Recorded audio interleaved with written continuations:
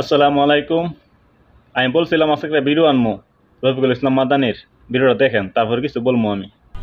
এটা আমাদের জন্য কলঙ্কের মতো। আমরা নিজেরাও প্রতিকার চাই, প্রতিবাদ করি, আন্দোলন করি। এটার একটা সুরা হোক বা এটার একটা পরিপূর্ণভাবে যারাই এই খারাপ কাজগুলোর সাথে জড়িত তারা শাস্তি পাক। এটা আমি না, সুস্থ মন মানসিকতা সম্পন্ন প্রত্যেকটা কওমি সন্তানের এটা প্রাণের দাবি। কিন্তু তাই বলে ভাই এই অগুচালো আন্দোলন, আমি অনেক শিবিরের জামাতের বা অনেক ছেলেদের আমি নাম ধরে ধরে বলতে পারবো, এরা আব্দুল কুদ্দুস সাহেব হুজুরের নাম এমন ভাবে নিচ্ছে। আরে উনি তো একজন আলেম। যদি আপনি বলেন আমরা আন্দোলন করতেছি চুরের বিরুদ্ধে, আমি বলবো আপনি আন্দোলন করতেছেন, আপনি শেষরা কোনো ব্যক্তি না।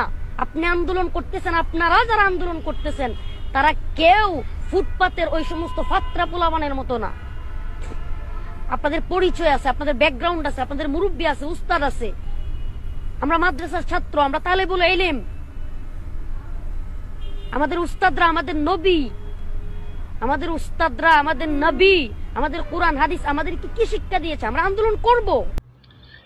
কি দেখলেন উনি কি বলছে?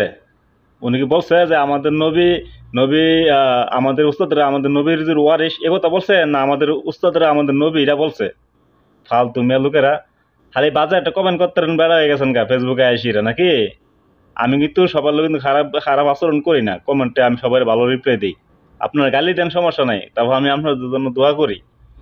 কিন্তু আপনাদের জন্য আজকে ইসলামেরই অবস্থা, বুঝছেন?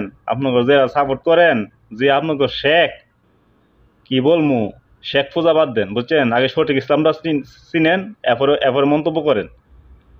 যে একজনের ইসলামের বিরুদ্ধে কথা বলবো, ওর বিরুদ্ধে ভিডিও বানাইলে আমরা আমরা মাজার পূজারি, হ্যাঁ আমরা ওই শিরিক করি, হ্যাঁ সঠিকের বিরুদ্ধে সঠিকের বিরুদ্ধে ভিডিও বানাইলে আমরা খারাপ হয়ে যাই।